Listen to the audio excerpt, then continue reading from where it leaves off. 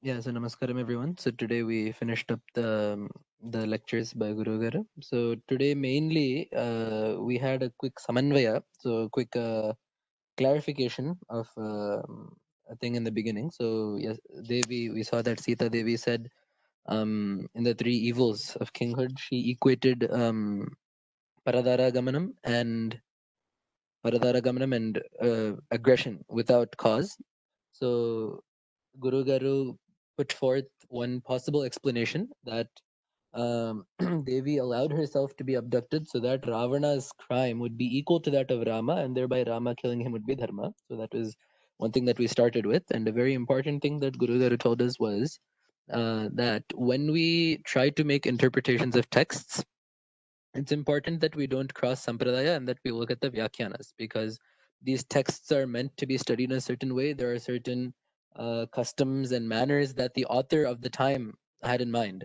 So following sampradaya when we look at vyakyanas is very important in making sure that we connect with the author and understand him. So after Guru Garu taught us that, we then went on to talk about the Kachit Sarga. So the Kachit Sarga is the 100th Sarga, the 100th canto of Ayodhya Kanda. So as soon as Bharata comes, Ramachandra still does not know that Dasharatha is dead. He assumes that Bharata is ruling the kingdom, and he asks him several, over 100 questions, all with the word kachit. So kachit is a very colloquial phrase in Sanskritam. It means like, are you, is it, it's like a prashnarthaka kind of. So he asks Bharata several questions about Rajadharma and Rajya Dharma, so making sure that he's ruling properly.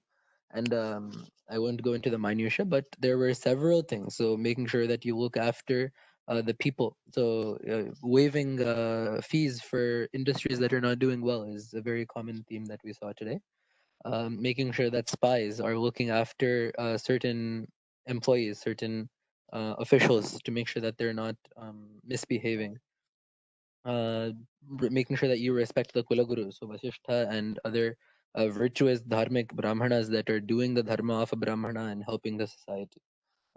So all of these things, making sure that you're paying people on time, what kinds of qualities to look for in a senapati, what kinds of qualities to look for in a mantri, in a minister, how to properly conduct deliberation. So not making decisions at midnight, making sure you're waking up early in the morning to make these decisions, making sure that you're not taking these decisions alone, but with groups. So all these different points of politics, all these different Rajya Tantras and Palaka Dharmas have been enumerated in this Kachit Sarga.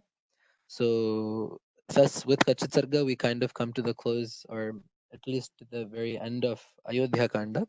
And Guru Garu has expressed interest in continuing this Ramayana series in the next session of Dharma Moolam from Aranyakanda onwards, or from the end of Ayodhya onwards. Thank you. Thank you, Sharma Garu. So, the main thing here is that there are different kinds of texts. Some are mainly speak on dharma. These texts you cannot read like literature or poetry. So, and then there may be places that are not easy to understand, and for those places you have to take the help of sampradaya or commentators before us who have written Vyakhyana as a commentary. They will be looking at different shastras like Dharma Shastra and other things and provide an explanation for these difficult to understand places. So the first point was that to understand these texts, we need to look at that sampradaya and the proper way of understanding. Questions will come up in our mind as we read the Ramayana. Then the other important thing is we have to also hear and understand the voice of Sita Mata through the text, because that is one of the things which is often done and misunderstood today. So how Sita Mata talks about, I will go before you and help you clear your path when we go to exile, and how everybody in Ayodhya cared for her, that when Kaikeyi gave her the bark robes, Vasishta and from Vasishta to the others, everybody else were so emotional. So the voice of Sita is heard throughout. One of the most difficult, I mean, from among, I have read a few commentaries where none of those places are the point about Sita Mata using that word for Lakshmana is not accounted for in commentaries like Dharmakota. But what Shastri Garu provided was such a brilliant view, because that is the only way that can be done under Samanvaya is the process wherein you try to look at all the things, look at other literature beyond the text, and also other sources that are sources of authority, and then get a comprehensive view and an accountability wherein, okay, this makes sense. That is the process of Samanvaya. So what Shastri Garu suggested was, it's a wonderful idea, as in, so there is an awareness wherein you have to look at one place in the text and get the answer for the other place.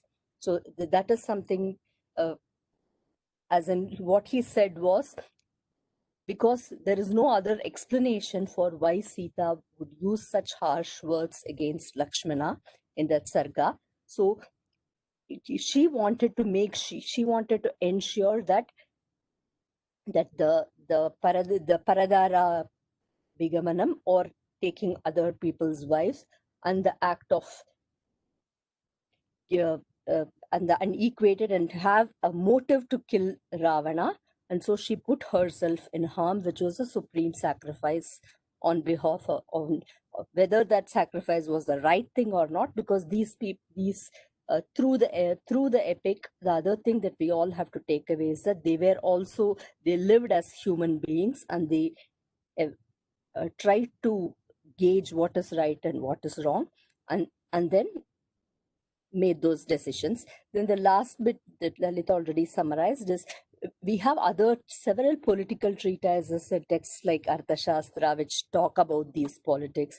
So Valmiki also provides an insight here into how a kingdom has to be governed, what are the things that are important. So that is a very, very valuable section. And there are other literature also which provide these background. So